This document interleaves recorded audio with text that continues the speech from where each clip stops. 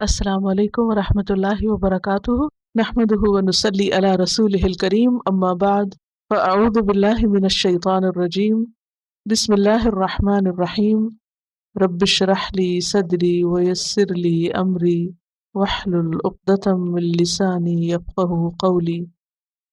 اللہ سبحانہ وتعالیٰ کا حکم ہے کہ قرآن مجید پڑھنے سے پہلے ہم اللہ کی پناہ میں اپنے آپ کو دیں اور شیطان مردود جو وسوسے ڈالتا ہے دلوں میں، الذی یوسوس فی صدور الناس، اس سے بچنے کے لیے اپنے آپ کو ایک خاص حفاظت میں لائیں۔ اعوذ باللہ من الشیطان الرجیم پڑھے تو سب سے پہلے ہم اس کا ترجمہ دیکھتے ہیں۔ سورۃ النحل آیت 98 میں اللہ سبحانہ وتعالیٰ کا ارشاد ہے وَإِذَا قَرَأْتَ الْقُرْآنَ فَاسْتَعِذْ بِاللَّهِ مِنَ الشَّيْطَانِ الرَّجِيمِ، جب تم قرآن کی تلاوت کرو تو شیطان مردود سے اللہ کی پناہ مانگ لو۔ پھر اسی طرح قرآن مجید پڑھنے کا ادب یہ ہے کہ اس سے پہلے بسم اللہ الرحمن الرحیم کو بھی پڑھا جائے، کیونکہ ہمیں کیا حکم ہے کہ ہر کام کا آغاز ہمیں بسم اللہ سے کرنا چاہیے۔ اسی لیے آپ دیکھتے ہیں کہ سوائے سورۃ التوبہ کے ہر سورت کے شروع میں بسم اللہ الرحمن الرحیم لکھی ہوتی۔ یہ یاد رکھیے کہ وہ سورت کا حصہ نہیں ہوتی، بسم اللہ الرحمن الرحیم الگ ایک مستقل آیت ہے۔ تو سورۃ الفاتحہ سے پہلے اعوذ باللہ من الشیطان الرجیم اور بسم اللہ الرحمن الرحیم دیکھیے، اعوذ میں پناہ لیتی ہوں، باللہ اللہ کی، من سے، الشیطان شیطان، الرجیم مردود، میں پناہ لیتی ہوں اللہ کی شیطان مردود سے، اور بریکٹ میں آگے لکھیے بچنے کے لیے۔ سورۃ الفاتحہ ترتیب کے اعتبار سے قرآن مجید کی پہلی سورت ہے۔ فاتحہ کا لفظ فاتحہ سے ہے۔ فاتحہ کا معنی ہے کھولنے والی، آغاز، ابتدا، اوپننگ۔ اس سورت کو ام القرآن بھی کہا جاتا ہے، قرآن کی ماں۔ السبع المثانی بھی کہا جاتا ہے، 7 بار بار دہرائی جانے والی آیات، کیونکہ ہم دن میں سب سے زیادہ قرآن مجید کا یہی حصہ پڑھتے ہیں نمازوں وغیرہ میں۔ اسے شفا بھی کہا گیا، اس کو صلاۃ بھی کہا جاتا ہے، کیونکہ اس کے بغیر صلاۃ نہیں ہوتی، نماز نہیں ہوتی۔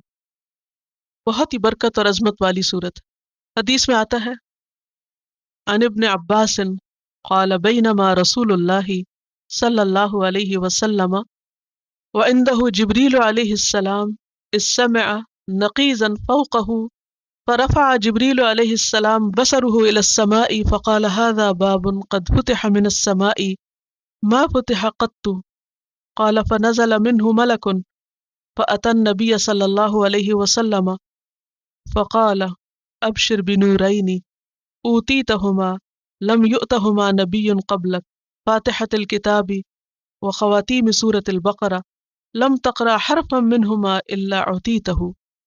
حضرت عبداللہ بن عباس رضی اللہ عنہ سے روایت ہے، رسول اللہ صلی اللہ علیہ وسلم بیٹھے ہوئے تھے اور آپ کے پاس جبریل بیٹھے تھے۔ اتنے میں جبریل علیہ السلام نے آسمان کے اوپر دروازہ کھلنے کی آواز سنی، تو انہوں نے اپنی آنکھ اوپر اٹھا کر دیکھا، پھر کہا یہ آسمان کا وہ دروازہ ہے جو کبھی نہیں کھلا تھا۔ پھر اس میں سے ایک فرشتہ اترا اور رسول اللہ صلی اللہ علیہ وسلم کے پاس آیا اور کہا مبارک ہو، آپ کو 2 نور وہ عطا ہوئے جو آپ سے پہلے کسی نبی کو نہیں دیے گئے۔ اور جبریل نے یہ بھی بتایا کہ یہ فرشتہ اس سے پہلے کبھی زمین پر نہیں آیا، اور وہ کیا خوشخبری لے کر آیا تھا کہ ایک یہ سورۃ الفاتحہ جو آپ کو ملی، یہ آپ سے پہلے کسی اور کو نہیں ملی، اور دوسرا سورۃ البقرہ کی آخری 2 آیات۔ اور یہ خوشخبری بھی دی کہ جو ان کو پڑھ کر دعا کرے اس کی دعا قبول ہوتی ہے۔ لہٰذا جو سورت اس وقت آپ پڑھنے جا رہے ہیں، یہ سورت قرآن مجید کی انتہائی اہم سورت ہے، بہت ہی مبارک سورت ہے، وہ عطا ہوئے۔ سورت فاتحہ کا ایک تو مشہور نام ہے جو ہم سب کو معلوم ہے، الفاتحہ، سورت الفاتحہ، لیکن اس کے علاوہ بھی اس کے کچھ نام ہیں۔ ان میں سے ایک نام ام القرآن، سورت الشفا، الصلاۃ، ویسے تو اور بھی ہیں لیکن ضرورت نہیں، اتنا ہی کافی ہے۔ بتانے کا مقصد یہ تھا کہ اس سورت کی اہمیت کتنی زیادہ ہے، کب کس کے زیادہ نام رکھے جاتے ہیں، جب اس سے زیادہ پیار ہو۔ آپ نے بھی تجربہ کیا ہوگا، مجھے یاد ہے کہ میں اپنے بچوں کو ہر تھوڑے عرصے بعد ایک نئے نام سے پکارتی تو ان کا اصلی نام تو وہی رہتا تھا، لیکن ہر تھوڑے دن کے بعد جو ان کی عادتیں بدلتی، جب بچے گرو کرتے نا تو نئی نئی شرارتیں کرتے، تو جو ان کی نئی شرارت آتی تو وہ ایک نیا نام رکھ دیتی ان کا. تو اس سے مجھے احساس ہوا کہ یہ بھی ایک محبت کی علامت ہوتی ہے. تو سورۃ الفاتحہ کی جو عظمت ہے اور جو اس کا مقام ہے اور مرتبہ ہے، اس کی بنا پر اس کے سب سے زیادہ نام ہے دوسری صورتوں کے مقابلے میں. یہ صرف اس کی اہمیت کی وجہ سے. ٹھیک ہے. تو سورۃ الفاتحہ کتاب اللہ کی سب سے عظیم ترین صورت ہے، اور اس کی عظمت کی ایک وجہ یہ بھی ہے کہ اسے نماز میں پڑھنا فرض قرار دیا گیا ہے. اس کے بغیر نماز ہوتی نہیں. اگر کوئی شخص ساری نماز پڑھ لے لیکن سورۃ الفاتحہ نہ پڑھے تو اس کی نماز ہی نہیں، اس کو دوبارہ پڑھنی ہوگی. تو یہ نماز میں بھی ریڑھ کی ہڈی کی طرح، جیسے اگر انسان کی جو بیک بون ہے اگر اس کو کچھ ہو جائے تو انسان نہ کھڑا ہو سکتا نہ بیٹھ سکتا ہے، بالکل پیرالائز ہو جاتا ہے. تو اسی طرح ایسی نماز جس میں سورۃ الفاتحہ نہ ہو، وہ نماز کیسی؟ جیسے پڑھی نہیں، جیسے ہے ہی نہیں.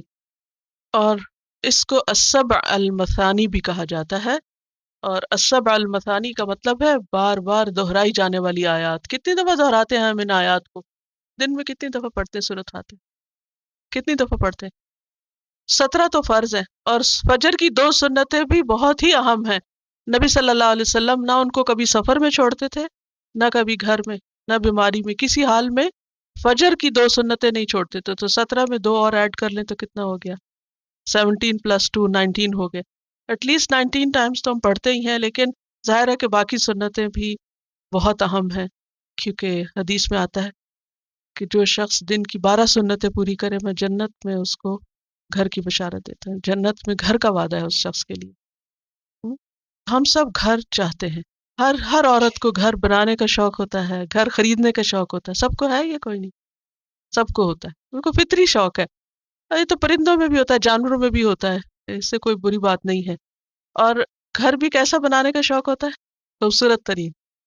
تو کوئی گھر جنت سے زیادہ خوبصورت نہیں. اور جب ایک وعدہ ہے، پرومس ہے کہ اگر تم یہ 12 پوری کر لو تو تمہیں یہ مل جائے گا، تو ہم اس کے لیے سستی کر جاتے، ادھر ادھر ہو جاتے. وہ فرض پورا ہو گیا، کافی، اتنا بھی کافی، اس سے زیادہ کیا. ہاں؟ اگر آپ اپنے ساتھ تھوڑی سی غور و فکر کریں تو آپ دیکھیں کہ مثلا ظہر میں 4 سنتیں پڑھنے کے لیے کتنے منٹ لگیں؟ 5 7 8، میکسیمم 8 لگتے ہیں. اگر آرام سے پڑھے تو 8 منٹس لگتے ہیں. 8 منٹس تو کوئی مشکل نہیں ہے. بہرحال عادت بنانے کی ضرورت ہے انشاءاللہ. تو سورۃ الفاتحہ قرآن پاک کی اہم ترین صورت ہے، اور اس کا مشہور نام فاتحہ اس لیے ہے کہ یہ فاتحۃ الکتاب ہے، فاتحۃ القرآن ہے. اس سے قرآن پاک کی اوپننگ ہوتی ہے، قرآن پاک کا آغاز ہوتا ہے. بسم اللہ الرحمن الرحیم. الحمد للہ رب العالمین. الحمد، حمد الگ ہے، الگ ہے. عربی زبان میں ال کا بھی معنی ہوتا ہے، اور کئی ایک معنوں میں استعمال ہوتا ہے، لیکن عام طور پر جو ہے وہ کسی کامن ناؤن کو پراپر ناؤن بناتا ہے، یعنی کسی عام کو خاص بنا دیتا ہے، نکرہ کو معرفہ کر دیتا ہے، خاص کا معنی دیتا ہے. جیسے انگریزی میں دا کا لفظ، جیسے بک اینڈ دی بک. اور ہم جو ہے ہا میم دال، حمد. حمد کہتے ہیں تعریف کو. تعریف کے لیے ایک اور لفظ بھی استعمال ہوتا ہے، مدح. میم دال ہے. مدح کس کو کہتے ہیں؟ تعریف کو، جو عام طور پر کس کے لیے ہوتی ہے؟ مخلوق کے لیے ہوتی ہے. حمد اللہ کے لیے ہوتی ہے، لیکن مدح مخلوق کے لیے ہوتی ہے. عموماً لوگ بادشاہوں کی تعریف میں قصیدے لکھتے تھے. ہاں؟ تو دونوں میں تھوڑا فرق ہے. حمد کسی کے کمال کی تعریف کرنا ہوتا ہے. حمد صرف اس کے لیے ہوتی ہے جس میں پرفیکشن ہوتی، اور پرفیکشن صرف اور صرف اللہ کے لیے. اس لیے الحمد بھی کس کے لیے ہے؟ اللہ کے لیے. اور پرفیکشن کے ساتھ یہ کہ اس تعریف میں محبت اور تعظیم بھی ہوتی ہے. محبت کا معنی کیا ہے؟ لو اینڈ تعظیم، رسپیکٹ، کسی کو بڑا سمجھنا. تو حمد کا کیا معنی ہوا؟ تعریف کس پر؟ اس کی پرفیکشن پر. کیسی تعریف؟ جس میں کیا ہو؟ محبت اور تعظیم ہو، رسپیکٹ ہو. اس کو کہتے ہیں حمد. کس کے لیے؟ للہ، اللہ کے لیے. اب یہ جو للہ ہے، اس میں بھی آپ سامنے دیکھ رہے ہیں کہ لام الگ ہے اور اللہ الگ. عربی زبان میں حروف کے بھی معنی ہوتے ہیں. حروف میں لیٹرز، جیسے الف با تا تھا، آج آپ نے پڑھا نا. تو سب کے تو نہیں، لیکن بہت سارے جو لیٹرز ہیں ان کے بھی معنی ہوتے ہیں. تو لام کا مطلب ہے کے لیے، فور. اللہ ہی اللہ. اللہ کا لفظ جو ہے یہ الہ سے ہے، اور الہ کہتے ہیں معبود کو، جس کی عبادت کی جائے.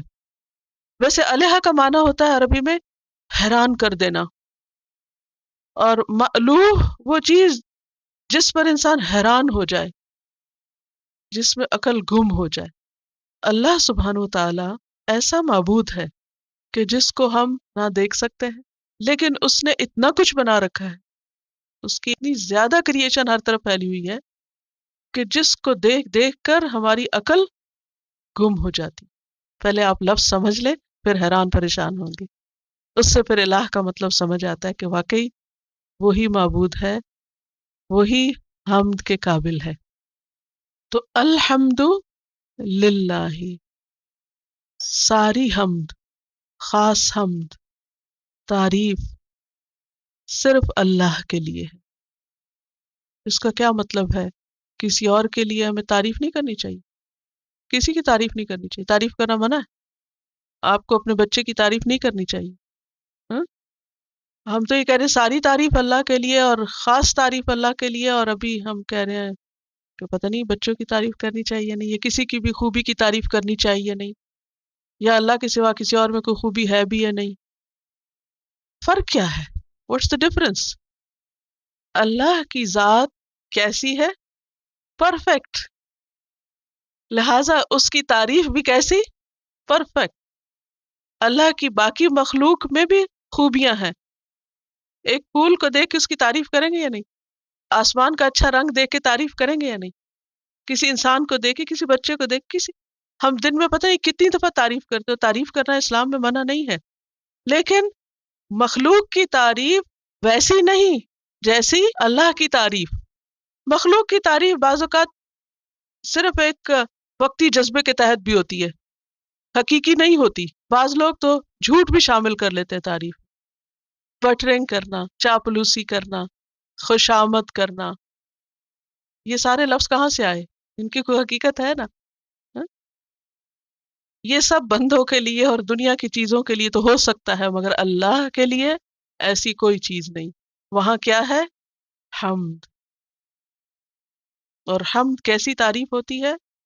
جو کسی کی پرفیکشن پر ہو اور اس میں محبت اور تعظیم ہو، کوئی جھوٹ نہ ہو، کوئی مبالغہ آرائی نہ ہو. دنیا میں ایگزیجریشن بھی ہوتی ہے نا، بعض اوقات کوئی اتنا قابل نہیں ہوتا لیکن ہم ضرورت سے زیادہ اس کی تعریف کر دیتے ہیں، حالانکہ وہ اس کے قابل ہی نہیں ہے. ہاں؟ ایسا ہوتا ہے نا. لیکن اللہ کی تعریف ان سب سے مختلف ہے. الحمد، سب تعریف، پرفیکٹ تعریف، جس میں محبت بھی ہماری شامل ہے اور تعظیم بھی شامل ہے، اور مکمل تعریف ہے جو کسی خوف کی وجہ سے نہیں. کیونکہ بعض اوقات انسانوں کی تعریف کس لیے کر دیتے ہیں؟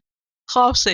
مثلا اگر آپ کو پتہ چلے کوئی آپ کو مارے گا، یا جیسے بچہ، بعض اوقات بچوں کی میں اس لیے زیادہ باتیں کر رہی ہوں کیونکہ آپ خواتین ہیں زیادہ تر، یا گھر میں اگر آپ بڑی بہن بھی ہے تو ہو سکتا ہے چھوٹے بہن بھائی ہوں یا بچے ہوں. بچے سب کو پیارے لگتے ہیں، اس لیے وہ ہر ایک کو سمجھ آنے والی بات ہے. جب بعض اوقات ایسا ہوتا ہے کہ آپ کو ڈر ہوتا ہے کہ بچے نے کوئی غلط چیز اٹھا لی ہے اور وہ پھینکنے لگا ہے، تو آپ اس کو روکنے کے لیے کیا کرتے ہیں؟ کتنے اچھے ہو تم تو کبھی ایسے نہیں کرو گے. لیکن اس وقت آپ ڈر کے مارے اس کی تعریف کر رہے ہیں تاکہ آپ اس کے شر سے بچ سکیں. اللہ کی تعریف ایسے نہیں ہوتی، کیونکہ اللہ تو الرحمن الرحیم ہے. تو الحمد للہ، پرفیکٹ تعریف، محبت والی تعریف، تعظیم والی تعریف، اس کی عظمت پر مبنی تعریف، سچی تعریف، حقیقی تعریف، ساری کی ساری تعریف للہ، بس اللہ کے لیے ہے، اور اس کے علاوہ کسی اور کے لیے ہے تو حمد نہیں ہے، مدح ہے، مدح، بس پریز ہے، سمپل سی پریز۔ مشکل یہ ہے کہ نہ اردو میں، نہ انگریزی میں، نہ دنیا کی کسی اور زبان میں حمد کے مقابل لفظ ہے ہی نہیں جو یہ معنی دے آپ کو سارا۔ آپ جائیے انگریزی کی ڈکشنری کھولیے اور پریز میں دیکھیے یہ سارا معنی پایا جاتا ہے جو حمد میں؟ نو۔ اردو میں تعریف، نو، بہت ہی پھیکا لفظ ہے تعریف۔ تو جب ہم صرف ترجمہ پڑھتے ہیں نا تو قرآن پھر اندر نہیں اترتا، وہ لطف نہیں آتا، پھر وہ ہمارے رگوں میں نہیں سماتا۔ اس لیے ضروری ہے الفاظ کی گہرائی میں جانا۔ What does it mean؟ حمد ہے کیا چیز جو ہم بغیر روح کے، بغیر سوچے، بغیر سمجھے بس کہہ جاتے الحمد للہ الحمد للہ الحمد للہ، اور نہ دل میں خیال آتا ہے کہ اللہ کی تعریف ہو رہی ہے، اور نہ ہی کوئی دماغ میں چیز آتی ہے، اور بس صرف زبان بول رہی ہے اوپر اوپر سے۔ اب دیکھیے تعریف کرنے میں مزہ آتا ہے نا، تعریف سننے میں تو خیر سب کو ہی آتا ہے، لیکن کرنے میں بھی آتا ہے یا نہیں؟ جب آپ کسی اچھی چیز کو دیکھتے ہیں اور آپ خوش ہو کر اپنے جذبات کا اظہار کر رہے ہوتے ہیں، تو اسی طرح تعریف کرنا ہماری ضرورت ہے۔ قرآن کا آغاز اسی سے ہو رہا ہے، الحمد للہ۔ تو جب الحمد للہ آپ کہے تو آپ کی آنکھیں، آپ کا دل، آپ کا دماغ، اور سب کے اندر ایک رسپیکٹ اور محبت اللہ کے لیے ہونی چاہیے۔ الحمد للہ، اور اللہ جو ہے یہ ذاتی نام ہے، اللہ سبحانہ تعالیٰ کا، حقیقی معبود کا، الہ برحق کا۔ کیوں؟ کیوں اللہ کے لیے؟ کیوں؟ اس لیے کہ رب العالمین، وہ رب ہے تمام عالمین کا۔ اب یہاں پر آپ دیکھ رہے ہیں انالیسس کیا تو رب کا لفظ را با با ہے اس کا روٹ۔ تو رب یا ربو کا معنی ہوتا ہے تدریجاً نشو نما کرنا، گریجولی اینڈ سلولی کسی چیز کو پروان چڑھانا۔ اس کی مثال ہے جیسے ایک بیج سے درخت کا بننا، کتنا ٹائم لگتا ہے؟ ایک سیڈ ٹری میں کب کنورٹ ہوتا ہے؟ How much time it takes?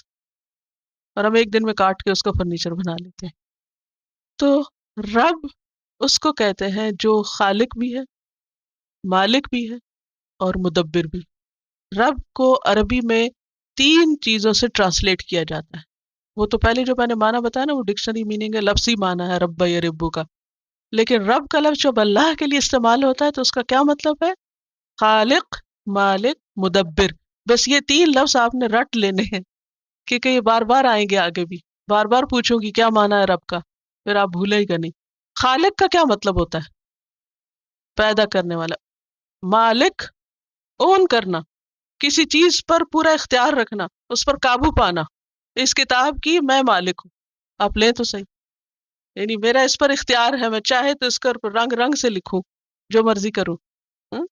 تو خالق جو کریٹ کرتا ہے، بناتا ہے، مالک جو پھر اس کو اون بھی کرتا ہے، اور مدبر جو پلان کرتا ہے، پلانر سارے امور کا۔ اللہ نے کائنات کو پیدا بھی کیا اور اون بھی کرتا ہے، اور ان سب کو چلا بھی رہا ہے، اس کی تدبیر بھی وہ کرتا ہے، اوپر سے نیچے تک، آسمان سے زمین، زمین سے آسمان تک، ہر چیز کی تدبیر وہ کرتا ہے، چاہے بارش برسنی ہے یا نہیں، یا ہوائیں دائیں کو چلیں گی بائیں کو چلیں گی، کیا ہوگا کیا نہیں، سب اسی کی پلاننگ ہے، میری اور آپ کی نہیں، نہ کسی اور انسان کی۔ لوگ ہمیں ویدر فور کاسٹ تو بتا سکتے ہیں مگر اس ویدر کو تبدیل نہیں کر سکتے۔ اگر کوئی مصیبت سر پہ آ رہی ہو، سیلاب آ رہا ہو، تو اس کا کوئی علاج نہیں ہے ان کے پاس۔ ربا یا ربو، ربن کا معنی ہوتا ہے آہستہ آہستہ کسی چیز کو پروان چڑھانا، لیکن رب کا لفظ جب اللہ کے لیے استعمال ہوتا ہے تو معنی ہوتا ہے خالق، مالک اور مدبر۔ رب صرف وہی ہے، اللہ ہی ہے، اللہ ربنا، کیونکہ کوئی اور انسان ہمارا خالق نہیں، نہ وہ ہمیں اون کرتا ہے۔ اب لوگوں کا حال کیا ہوتا ہے، تھوڑا سا ہم پر احسان کر لیں تو ہم کو اون کرنے لگتے کہ ہمیں ہر کام کی انہی کی مرضی سے کرنا چاہیے۔ نہیں، ہمیں ہر کام صرف اللہ ہی کی مرضی سے کرے، کیونکہ وہی بس ہم کو اون کرتا ہے۔ رب عربی زبان میں عورت کے لیے ربۃ البیت کا لفظ آتا ہے، ربۃ البیت، یعنی عام انسانوں کے لیے بھی یہ لفظ عربی زبان میں پہلے سے استعمال ہو رہا تھا۔ عورت کو ربۃ البیت کیوں کہتے ہیں؟ کیونکہ مینیجر ہے گھر کی، تو وہ اس کے لفظی معنوں میں ہے، اور اس کی مینجمنٹ ناقص ہے، جبکہ رب کی مینجمنٹ جو ہے اور اس کی پلاننگ اور اس کی کریشن جو ہے وہ ان لمیٹڈ ہے۔ دیکھیے ہمارا حال کیا ہے، ایک گھر کو چلانا ہے مشکل. ایک دن سب ٹھیک کر کے رات کو ہر چیز اپنی جگہ پہ رکھ کے سوتے ہیں، سب ٹھیک ہوگی. سویرے اٹھتے ہیں پھر وہی حال ہوتا ہے. جتنا مرضی پلان کر لیں، جتنی چاہے گھرداری سیکھ لیں، جتنا چاہے وقت لگا لیں، کچھ نہ کچھ گڑبڑ رہتی ہے، کچھ نہ کچھ چھوٹ ہی جاتا ہے. سارے ٹاسک پورے نہیں ہو پاتے. لیکن اس کے مقابلے میں اللہ سبحانہ تعالیٰ کے لیے جب رب کا لفظ استعمال ہوتا ہے، تو آپ دیکھیے کہ وہ سورج کو اپنے وقت پر نکالتا. ہم خود نکلنے میں لیٹ ہو جاتے ہیں، بچوں کو بھیجنے میں لیٹ ہو جاتے ہیں، لیکن اللہ سبحانہ تعالیٰ وقت پر سورج نکالتا، وقت پر غروب ہوتا ہے. ہر چیز اپنی اپنی جگہ پہ چل رہی ہے، اسی کے حکم کے مطابق چل رہی ہے. اور جتنا کچھ اس نے پیدا کیا ہے، عام طور پر یہ ہوتا ہے نا گھر میں اگر ذرا مہمان آ جائیں اور زیادہ برتن نکل جائیں تو پھر دیکھیں عالم کیا ہوتا ہے کہ ان سب کو واپس رکھنے میں ایک مصیبت آئی ہوئی ہوتی.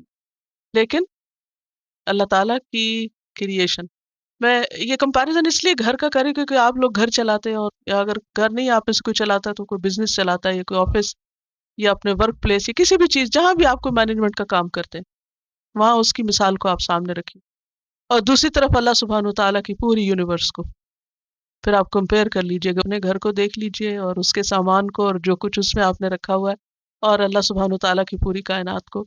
جو بڑے سے بڑا بزنس مین کسی کا بھی سوچ لیجئے دنیا میں اگر کوئی ہے جس کو آپ مجھ سے زیادہ جانتے ہوں گے کہ اس کا بزنس ہم کتنے امپریس ہوتے ہیں، اتنا بڑا بزنس بلینز کا. اور عام طور پر لوگ مثال دیتے ہیں بل گیٹ، بتاتے رہتے ہیں کہ اب اتنا ہو گیا اس کے پاس اور اتنا، اور ایسے مینج کرتا ہے اور معلوم نہیں کیا کیا.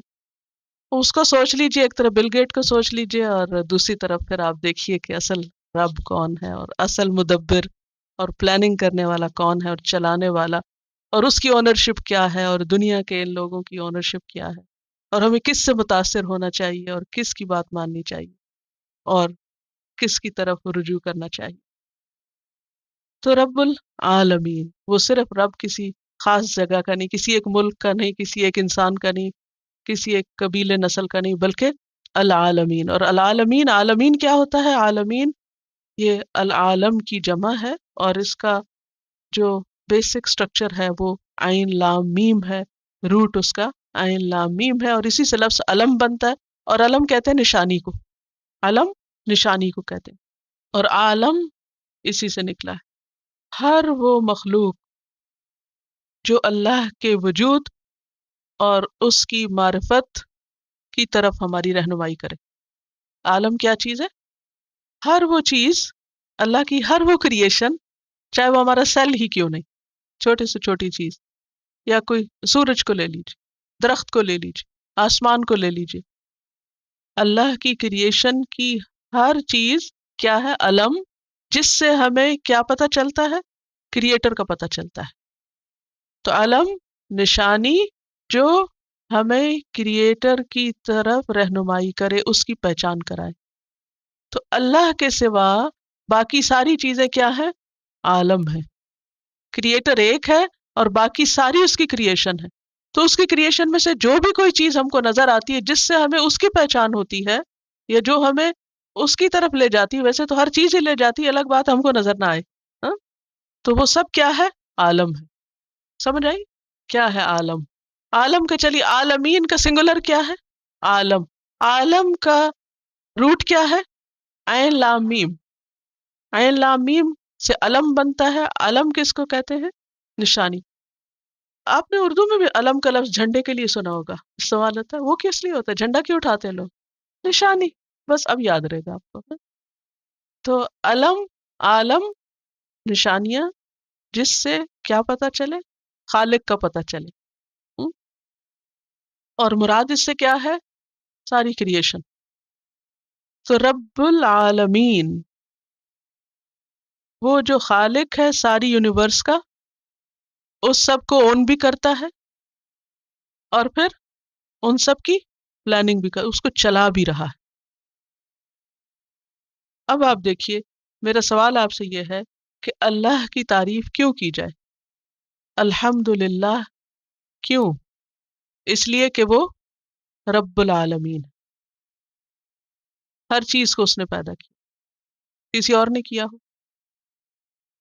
آپ کہیں گے نہیں، میں نے بھی فلاں چیز بنائی ہے، فلاں چیز لکھا ہے، میں کھانا بنا سکتی ہوں، میں کپڑا سی سکتی ہوں، فلاں بہت کریٹو ہے، یہ کتنا زیادہ استعمال ہوتا ہے. شی از ویری کریٹو، روز نئی نئی چیزیں بناتی. She is creative in making food, creative writing, creative پتہ نہیں کیا کچھ. تو انسان بھی کریٹو ہو سکتا ہے، کریٹو ہو سکتا ہے مگر ناقص ہے. اس کی کریشن میں نقص ہے، اس کی کریشن اوریجنل نہیں ہے. ہم عموماً کریٹو چیز کہتے ہیں جو اوریجنل ہو، حالانکہ اوریجنل کچھ بھی نہیں. اگر کسی نے کوئی نئی ریسیپی ایجاد کر لی تو وہ جو انگریڈینٹس ہیں وہ کہاں سے آئے؟ وہ تو اس نے خود نہیں اگائے یا بنائے، وہ تو ریڈی میڈ ہی لی ہے نا چیزیں. تو صرف کسی چیز کو نئے طریقے سے مکس کرنے کا نام کریٹیوٹی ہو گیا، یا کوئی ایک نیا اچھوتا خیال لے آنے کا نام کریٹیوٹی ہے؟ نہیں، اصل کریٹر وہ ہے جو اوریجنیٹر بھی ہے. اور کریٹر وہ ہوتا ہے جو کچھ نہ سے کچھ بنائے. کچھ چیزوں سے کچھ اور بنا لینا یہ کریٹو ہونا نہیں ہے. میری بات سمجھ میں آ رہی؟ دنیا میں جتنے بھی کریٹر ہیں وہ دراصل اللہ کی کریشن کو اسمبل کر رہے ہیں. بس ان کو نیا نیا شکل دیتے، بس شیپ دیتے رہتے ہیں، اسمبل کرتے رہتے ہیں، کچھ سے کچھ ملاتے، کبھی ادھر ملا دیتے، پھر ان کو ادھر کہیں اور ملا دیتے، پھر کچھ اور بنا لیتے ہیں. بس یہ کچھ کر رہے ہیں. یہ کریٹر ہونا نہیں ہے، اور یہ کریٹو ہونا ایکچولی نہیں ہے.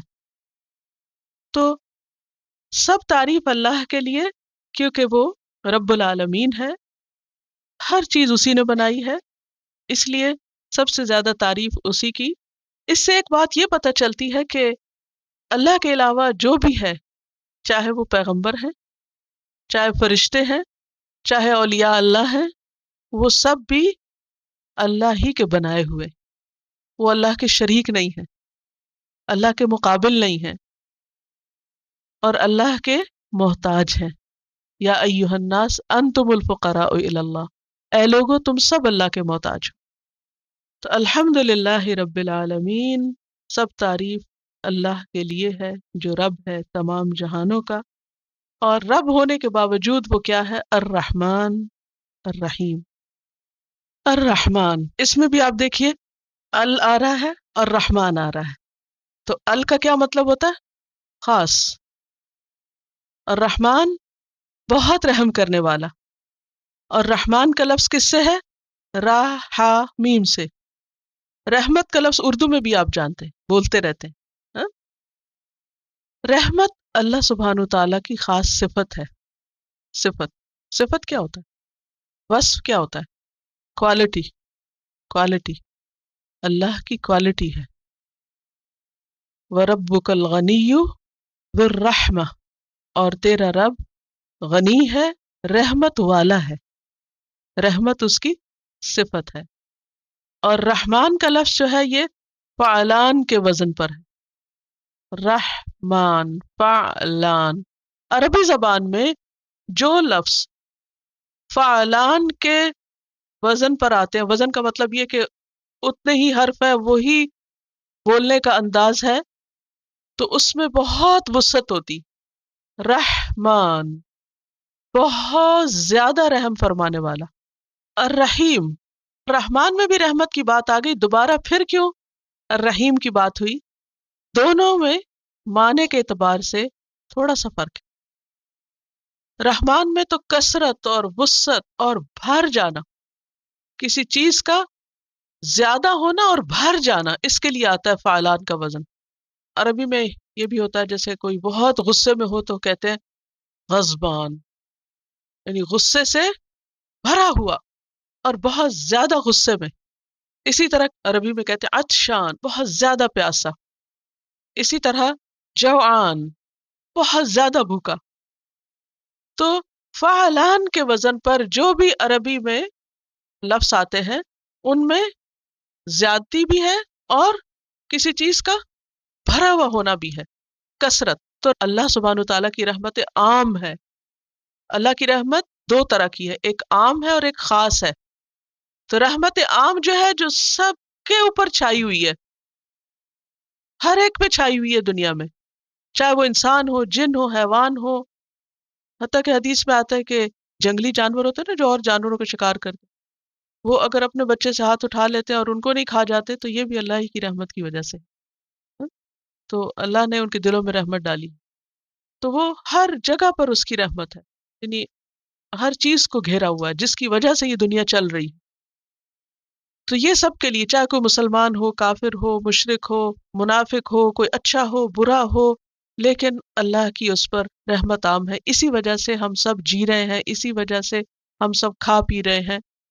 اور یہ رب العالمین کے بعد اس لیے بھی کہ جو عالمین کا رب ہے، جو ہر چیز کو اون کرتا ہے، وہ اتنا بڑا ہے، وہ اگر کوئی غلطی کرے تو اس کو ایک سیکنڈ میں سزا دے سکتا ہے، لیکن اس کے باوجود وہ ان لوگوں کو جو بعض اوقات نعوذ باللہ اللہ سبحانہ و تعالیٰ ہی کو برا بھلا کہہ رہے ہوتے ہیں اور اس کو ظالم بتا رہے ہوتے ہیں، اور معلوم نہیں کیا کچھ اس کے اور اس کے آیات اور اس کی کتاب اور اس کے خاص بندوں کے خلاف بولتے رہتے ہیں، لیکن اس کے باوجود وہ ان کو فوری سزا نہیں دیتا۔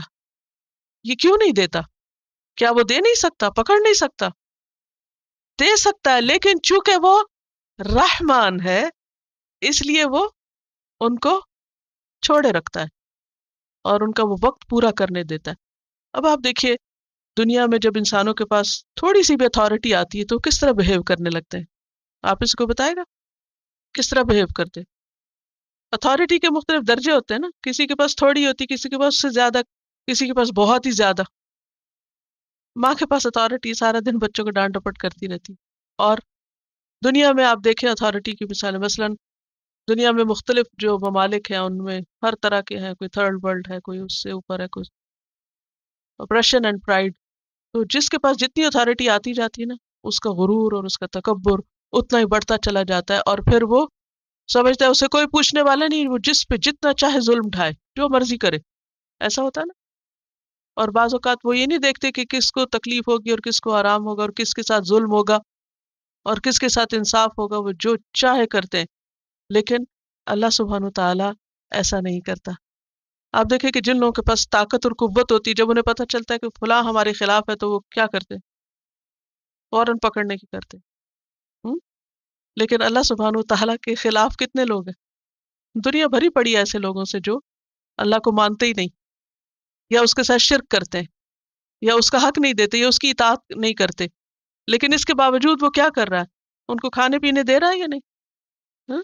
فائدہ اٹھانے دے رہا ہے، ہنسنے دے رہا ہے، بھاگ رہے ہیں، دوڑ رہے ہیں، دنیا پہ اپنی مرضیاں منمانیاں کر رہے ہیں۔ یہ کیوں ہے؟ اس لیے کہ وہ رحمان ہے، لیکن اس سب کی ایک لمٹ اور حد ہے۔ تو اس کی اب ایک اور قسم کی رحمت ہے، اور وہ ہے خاص، اسپیشل، خاص رحمت، اور اس کے لیے یہاں لفظ آیا ہے الرحیم، جو فعیل کے وزن پر ہے۔ اور رحیم کا مطلب ہوتا ہے بار بار اور مسلسل رحمت کرنا، ہمیشہ رحمت کرنا، اور یہ ہمیشہ کی رحمت پھر اس کے صرف فرما بردار بندوں کے لیے ہوگی۔ اللہ سبحانہ و تعالیٰ کی رحمت کے 100 حصے، جس میں سے ایک صرف دنیا میں ہے اور 99 قیامت کے دن، لیکن یہ 99 ان کے لیے اب رہ جائیں گے جو اس پر ایمان لاتے، جو اس کو مانتے، جو اس کی اطاعت کرتے، لیکن پھر غلطیاں کرتے، تو وہ اپنی رحمت کے ساتھ ان کو معاف کرے گا، اور باوجود اس کے کہ ان کے اندر غلطیاں ہوں گی پھر بھی ان کو معاف کر کے ان کو جنت میں داخل کرے گا۔ تو یہ ہوتا ہے الرحیم۔ تو کیا فرق ہے دونوں میں؟ دونوں کے اندر آپ دیکھیں روٹ ایک ہی ہے، را ہا میم، ایک ہی ہے نا۔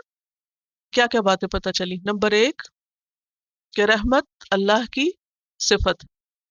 نمبر دو، رحمت کی دو قسمیں، رحمت خاص اور رحمت عام۔ نمبر تین، رحمت کے 100 حصے، ایک دنیا میں 99 آخرت۔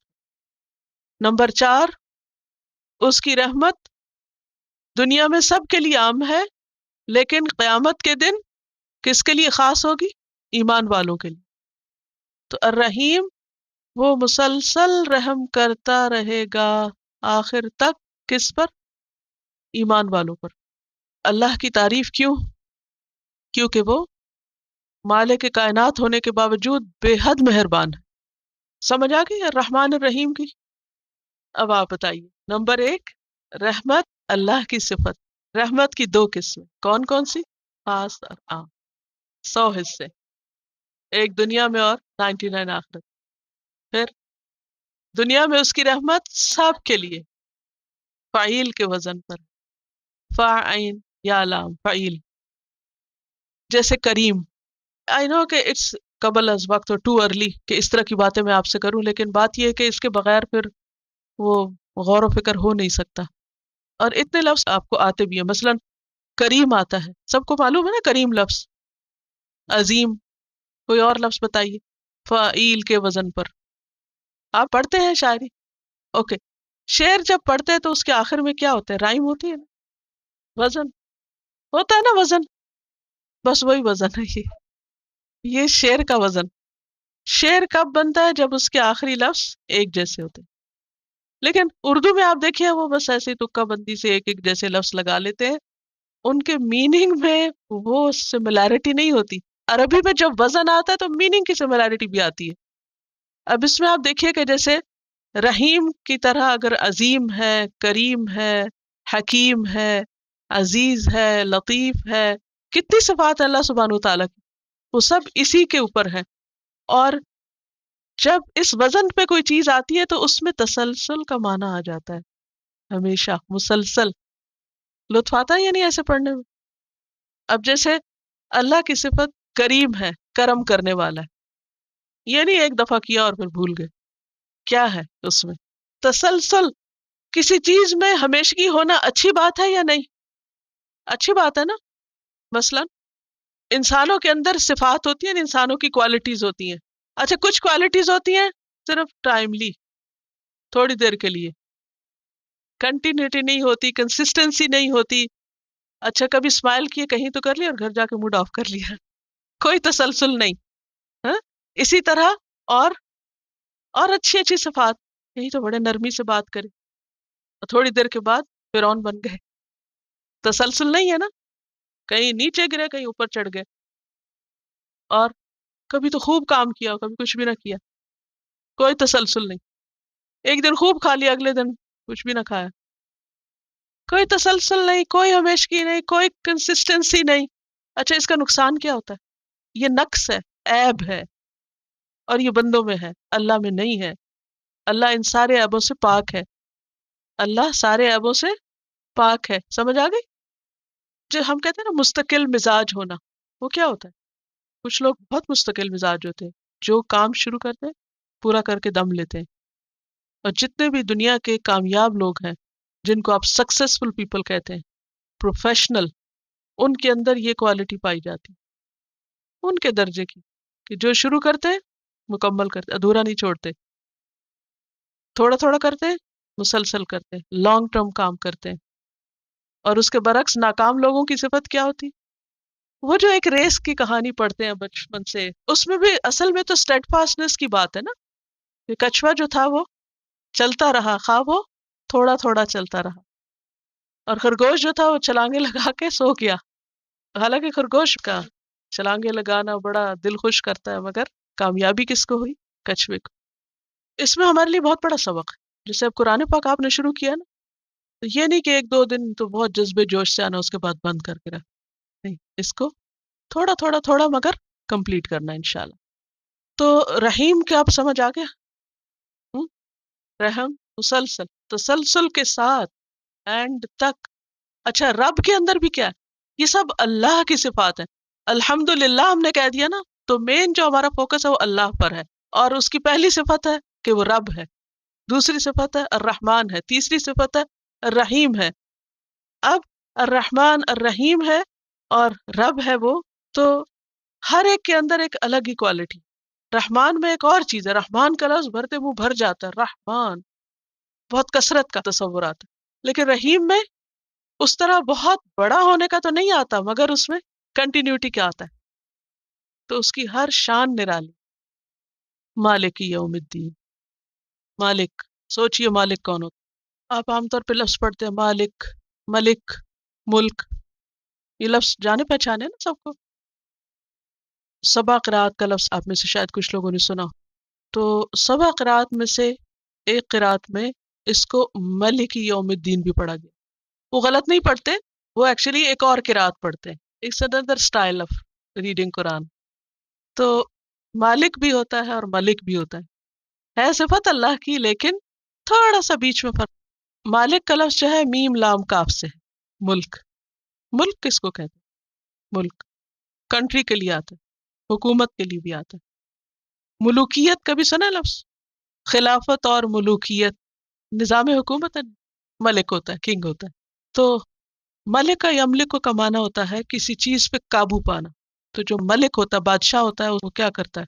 بعض اوقات قابو ہوتا ہے اس کا اور بعض اوقات نہیں ہوتا۔ تو جو مالک ہوتا ہے پورا اختیار اور اتھارٹی رکھتا ہے، کامل طور پر، مکمل طور پر اس کی اتھارٹی ہوتی، اونز، اختیار بھی ہوتا ہے اس کا۔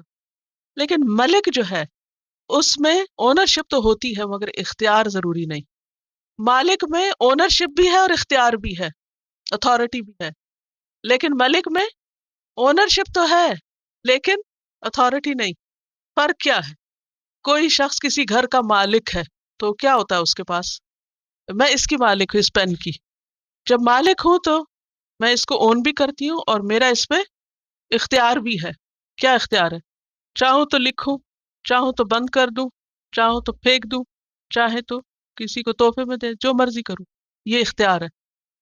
مالک، مالک کون ہوتا ہے؟ جو مالک بھی ہوتا ہے، اون بھی کرتا ہے اور اتھارٹی بھی رکھتا ہے۔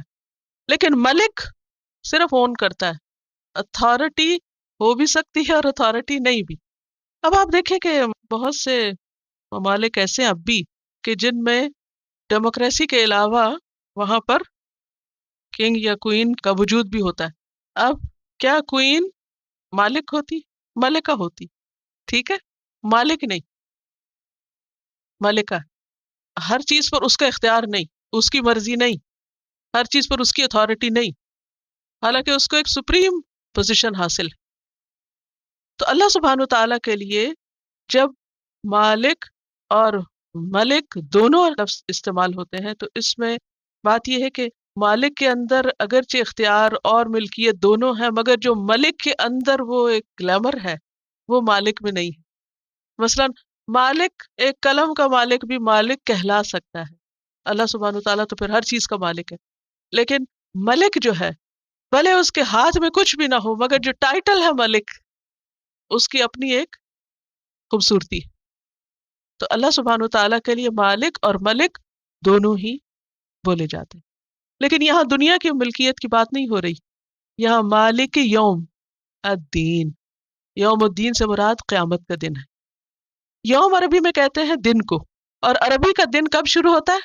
جب چاند نظر آتا ہے، ایک دن کے مغرب سے اگلے دن کی مغرب تک، جب آپ روزہ رکھتے ہیں اور جب آپ عید کے لیے چاند دیکھتے ہیں، تو یہ دن ہوتا ہے۔ باقی ہم لوگوں کا عام طور پر دن کیا ہوتا ہے؟ سورج نکلنے سے دن شروع ہوتا ہے۔ اور یہاں پر لفظ آیا ہے الدین۔ الدین کا لفظ جو ہے یہ دانا یدین سے ہے، جس کا معنی ہوتا ہے بدلہ دینا۔ دین کا لفظ آپ نے پڑھا؟ دین کس کو کہتے ہیں؟ قرض کو، اور قرض چکانا ہی ہوتا ہے۔ قرض اپنا پیسہ نہیں ہوتا، کیا کرنا ہوتا ہے؟ واپس کرنا ہوتا ہے نا، ٹھیک۔ تو دانا یدین دین کہتے ہیں عربی میں بدلہ دینا، کسی عمل کی جزا یا سزا دینے کو۔ دین کا لفظ جو ہے عربی میں جزا اور عمل دونوں کے لیے استعمال ہوتا ہے۔ اور جزا کس چیز کی ہوتی ہے؟ سزا یا جزا کس چیز کی ہوتی ہے؟ عمل کی، ٹھیک ہے۔ تو دین عمل کا نام بھی ہے اور بدلے کا نام بھی۔ یہ جو دین اسلام ہے یہ کس چیز کا نام ہے؟ عمل کا نام ہے۔ مسلمان ہونا نام کا نہیں ہے، کچھ کرنے کا نام مسلمان ہونا ہے۔ سمجھ آ رہی ہے؟ نہیں آ رہی؟ مشکل لگ رہی؟ عربی زبان جو ہے اس کو کہتے ہیں لغت الازداد۔ یہ خوبی صرف عربی میں ہے کہ اسی لفظ کے اندر اپوزٹ میننگ بھی آتا ہے، لیکن کانٹیکسٹ سے پتہ چل جاتا ہے کہ کیا استعمال اس کی ڈیپتھ کے لیے۔ مثلا شراء کا لفظ عربی زبان میں خریدنے اور بیچنے دونوں کے لیے آتا ہے۔ ظن کا لفظ گمان اور یقین دونوں کے لیے آتا ہے۔ کہاں کیا آتا ہے کانٹیکسٹ سے فوراً پتہ چل جاتا ہے۔ ایک طرف عربی زبان میں وسعت بہت ہے اور دوسری طرف ایک ہی لفظ کے اندر دو اپوزٹ میننگ بھی آتے ہیں۔ تو دین کا لفظ عمل اور جزا دونوں کے لیے آتا ہے۔ اب آپ دیکھیے کہ یہاں پر کہا جا رہا ہے مالک یوم الدین، وہ بدلے کے دن کا مالک ہے، اور بدلے کا دن کون سا ہے؟ قیامت۔ اس کا مطلب ہے وہ عمل کا دن نہیں ہے، کلیئر؟ اس دن جو لوگ سزا پائیں گے وہ روئیں گے پیٹیں گے اور کہیں گے یا اللہ ایک دفعہ واپس بھیج ہم، آج ہم کو سمجھ آ گئی اب ہم کچھ کریں گے، ہم سے بتایا جائے گا بس اب تو واپس جا ہی نہیں سکتے۔ میں بہت چھوٹی تھی جب مجھے اس بات کا پتہ چلا، اور میں آپ سے بھی یہ کہوں گی کہ بچوں کو کبھی بچہ نہ سمجھے، ان کے ساتھ شیئر کرتے رہیں، جو بھی آپ سیکھیں ان کے ساتھ باتیں کیا کریں۔ بہت چھوٹی تھی تو میرے والد نے مجھے بتایا کہ وقت نہ ضائع کیا کرو نا، وقت استعمال کیا کرو، کیونکہ دنیا میں تو ہم ایک ایک لمحے میں جو کریں گے وہ سب جمع ہوتا جائے گا اور کل اس کا ریوارڈ ہمیں ملے گا، لیکن کل اگر تم کہو گی کہ میں اب کچھ کروں تو پھر کچھ بھی نہیں کر سکتے۔ تو قبر میں جب انسان جاتا ہے تو 1000 سال بھی رہے تو چاہے 1000 دفعہ روز سبحان اللہ کہے تب بھی اس کو کوئی فائدہ نہیں، کچھ بھی نہیں ملے گا۔ تو یہی کرنا ہے، تو یہ وقت بہت قیمتی۔ اور پھر وہ واقعہ بھی بتایا کہ کس طرح جہنم والے روئیں گے چلائیں گے اور کہیں گے کہ یا اللہ ہمیں واپس بھیج، ہم کریں۔ تو میں نے کہا اللہ تعالیٰ ایک دفعہ تو واپس کر دینا، شاید وہ بدل جائے۔ میں بہت دیر سوچتی رہی، پھر واپس نہیں جا سکے، واپس نہیں، واپس نہیں، واپس نہیں، یہ چیز چپک گئی میرے دماغ کہ واپس نہیں، عمل نہیں، وہاں کام نہیں کر سکتے، صرف بدلہ ہے، جو آج کر رہے ہیں بس وہی ملے گا کل۔ لہٰذا ہمیں آج کام کرنا ہے۔ تو دین کا ایک معنی کیا ہے؟ عمل۔ اگر دین کو ہم دنیا کے سینس میں لیں تو مطلب کیا ہے؟ ہمیں کیا کرنا ہے؟ عمل کرنا ہے، کام کرنا ہے، کام کام کام، اور کل بدلہ بدلہ بدلہ۔ دوسرا معنی ہے دین بدلہ، تو قیامت کا دن یوم الدین ملا کے پڑھی، ٹھیک ہے؟ تو یہاں پر کانٹیکس میں کیا پتہ چل رہا ہے کہ یوم الدین سے مراد عمل کا دن نہیں ہے۔ کون سا دن ہے؟ بدلے کا دن ہے، یعنی قیامت کا دن ہے۔ قیامت کے دن صرف بدلہ ہے، یہاں صرف معنی کیا جائے گا بدلے کا، ٹھیک ہے؟ بدلے کا دن، اور بدلے کا دن کون سا ہے؟ قیامت کا دن۔ مالک یوم الدین، یوم الدین کا مالک ہے، بدلے کے دن کا مالک ہے، صرف وہی مالک ہے، کوئی اور نہیں، کیونکہ قرآن مجید میں آتا ہے لِيُنذِرَ يَوْمَ الطَّلَاقِ يَوْمَ هُمْ بَارِزُونَ لَا يَخْفَى عَلَى اللَّهِ مِنْهُمْ شَيْءٌ لِمَنِ الْمُلْكُ الْيَوْمِ لِلَّهِ الْوَاحِدِ الْقَهَّارِ الْيَوْمَ تُجْزَى كُلُّ نَفْسٍ بِمَا كَسَبَتْ لَا ظُلْمَ الْيَوْمِ إِنَّ اللَّهَ سَرِيعُ الْحِسَابِ۔ سورۃ غافر آیت 15 سے 17 تک، 15 to 17۔ گھر جا کے آیت نکال کے ترجمہ بھی لکھ لیجئے، اب اس وقت لمبا ہو جائے گا۔ سورۃ غافر 15 to 17۔ اب ایک بات اور ہے، سورۃ المؤمن کو غافر بھی بولتے ہیں، تو عربی مصحف میں غافر ملے گا اور اردو مصحف میں المؤمن ملے گا، ٹھیک؟ جیسے سورۃ فاتحہ کے نام ہے نا، ایسے سورتوں کے بھی نام ہے۔ آیت کا مطلب کیا ہے؟ تاکہ وہ خبردار کرے یوم الطلاق یعنی قیامت کے دن سے، یوم ہم بارزون، جس دن وہ بالکل سامنے ہوں گے، لا یخفی علی اللہ منہم شیء، اللہ سے ان کی کوئی چیز چھپی ہوئی نہ ہوگی، یعنی قیامت کے دن ہم سب کس حال میں ہوں گے کہ ہمارا کچھ بھی چھپا ہوا نہ ہوگا۔ اس دن پکارا جائے گا لمن الملک اليوم، آج بادشاہت کس کی ہے، آج مالک کون ہے؟ جواب آئے گا للہ الواحد القہار، صرف اللہ کے لیے جو ایک ہے، زبردست ہے۔ الیوم، آج کے دن، تجزا کل نفس، بدلہ دیا جائے گا ہر نفس کو۔ اب آپ نے جو سوال کیا تھا کہ دین کا معنی ہم یہاں بدلہ کیوں کر رہے ہیں جبکہ عمل بھی معنی ہے، تو اس کی وضاحت ہمیں اس آیت سے ہوتی کہ یہاں دین کا معنی جزا ہے، کیونکہ الیوم، آج کے دن، تجزا کل نفس، ہر نفس کو جزا ملے گی، بما کسبت، جو بھی اس نے کام کیے، لا ظلم اليوم، آج کسی پہ ظلم نہ ہوگا، ان اللہ سریع الحساب، بے شک اللہ جلد لینے والا ہے حساب، حساب بہت جلدی کر لے گا۔ حدیث میں آتا ہے کہ دنیا کے دن کے ظہر کے وقت تک سب انسانوں کا حساب پورا ہو جائے، اتنی تیزی سے حساب ہوگا۔ آج ہمارے تیز سے تیز ترین کمپیوٹر کتنی تیزی سے کیلکولیشنز کرتے ہیں، کچھ بھی نہیں اس کے مقابلے میں جو قیامت کے دن ہر ایک کے زندگی کے ایک ایک لمحے میں جو جو کچھ اس نے کیا سب کی کیلکولیشن ہو جائے گی، ہر چیز کو گن کے رکھ دیا جائے گا، کتنے سچ بولے، کتنے جھوٹ بولے، کتنی خیانت کی، کتنا دھوکہ دیا، کیا کتنی نمازیں پڑھی، کتنی نہیں پڑھی، کتنی کس کوالٹی کی تھی، اتنی تیز سپیڈ سے حساب ہوگا کہ پوری کی پوری مخلوق جو اول سے آخر تک ہے ان سب کا آدھے دن میں اللہ حساب کر کے ختم کر دے گا، اوکے جاؤ جہاں جا۔ اب ہو سکتا ہے آپ سوچے کہ تو 50,000 سال کا ہم نے سوچا تھا، وہ حساب میں 50,000 نہیں لگیں گے، وہ انتظار میں ہوں گے۔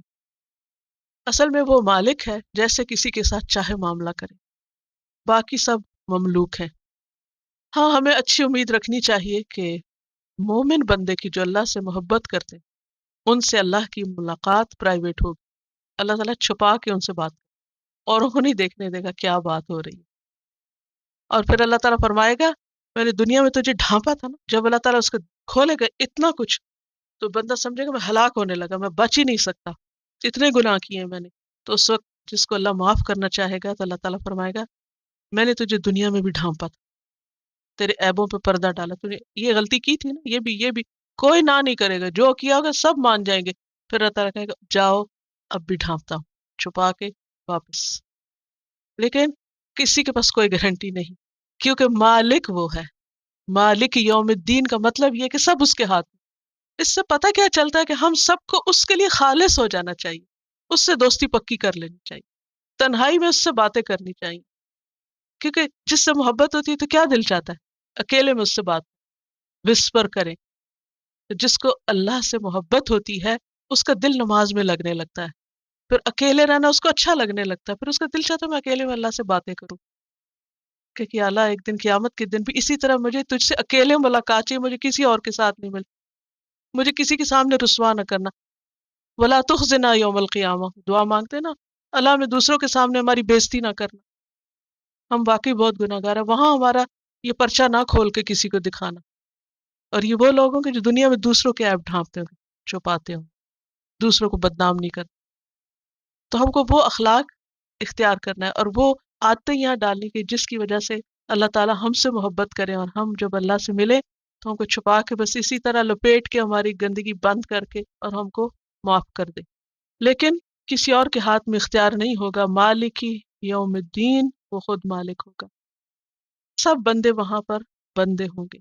حدیث میں آتا ہے کہ لوگ ننگے پاؤں بے لباس اٹھائے جائیں گے، ننگے پاؤں اور بے لباس۔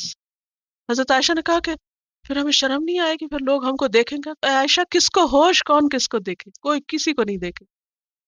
اب حشر کا میدان ہے، ذرا سوچئے تھوڑی دیر کے لیے، اور نہ کپڑا ہے جسم پہ اور نہ پاؤں میں کچھ ہے، یہ ہے نا عبد، یہ ہے نا ہم بندے، یہ ہے ہماری حقیقت، یہ ہے ہماری حالت۔ اور اس طرح ہر ایک سامنے اللہ کے آئے گا، کوئی کسی کے پیچھے اوٹ میں چھپ کے۔ دنیا میں تو جب ہم کسی سے بچنا چاہتے ہیں نا تو پیچھے ہو کے نکل جاتے ہیں، وہاں کوئی ایسے نہیں کرتے، کیونکہ ہمارے دنیا میں تو انسانوں سے واسطہ ہے، وہاں اللہ سے واسطہ ہے۔ تو اس سے ہمیں یہ پتہ چلتا ہے کہ دنیا میں جو مالک بنے ہوئے وہاں وہ بھی بندے ہوں گے۔ جیسے ربۃ البیت، گھر کی مالکہ دنیا میں عورت ہوتی ہے، لیکن قیامت کے دن ماں اور بچہ ایک ہی جگہ پر ہوں گے، استاد شاگرد ایک ہی حال میں، سب کے کپڑے اترے ہوئے ہیں، سب کی عزتیں برابر ہیں، بڑے بڑے بادشاہ اور حقیر غلام سب ایک لائن قطار میں۔ صرف عزت اگر کسی کے پاس ہے تو تقویٰ کی وجہ سے اور اچھے عمل کی وجہ سے ان کو عزت دی جائے گی۔ اور ان کی تفصیل آتی ہے کون کون اللہ کے خاص بندے ہوں گے جو عرش کے سائے تلے ہوں گے اور نور کے ممبروں پر ہوں گے، اور ان کو عزت اور مقام بخشا جائے گا۔ تو بہرحال وہ مالک ہے یوم الدین کا۔ تو اس آیت سے ہمیں یہ پتہ چلتا ہے کہ قیامت کے دن کا حساب برحق ہے۔ دین کا مطلب ہی ہے جزا دینا، بدلہ دینا، یعنی قیامت کے دن آئے گا اس لیے کہ لوگوں کو بدلہ دیا جائے۔